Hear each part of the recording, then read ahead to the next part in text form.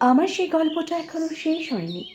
শোনো, পাহাড়টা আগেই বলেছি ভালোবেসেছিল মেঘকে, আর মেঘ যে কিভাবে শুকনো খটখটে পাহাড়টাকে বানিয়ে তুলেছিল ২৬ বছরের ছোকরা, সে তো আগেই শুনেছ।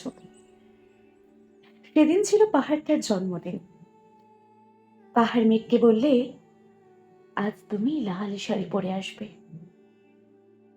মেঘ পাহাড়কে বললে, আজ তোমাকে স্নান করিয়ে দেব চন্দন জলে। ভালোবাসলে নারীরা হয়ে যায় নরম নদী, পুরুষেরা চলন্ত কাঠ। সেইভাবেই মেঘ ছিল পাহাড়ের আলিঙ্গনের আগুনে, পাহাড় ছিল মেঘের ঢেউ জলে। হঠাৎ আকাশ জুড়ে বেজে উঠল ঝড়ের জগঝম্প। ঝাঁকড়া চুল উড়িয়ে ছিনতাইয়ের ভঙ্গিতে ছুটে এলো এক ঝাঁক হাওয়া। মেঘের আঁচলে টান মেরে বলল, ওঠ ছুরি, তোর বিয়ে। এখনো শেষ হয়নি গল্পটা। বজ্রের সঙ্গে মেঘের বিয়েটা হয়ে গেল ঠিকই, কিন্তু পাহাড়কে সে কোনোদিনও ভুলতে পারল না।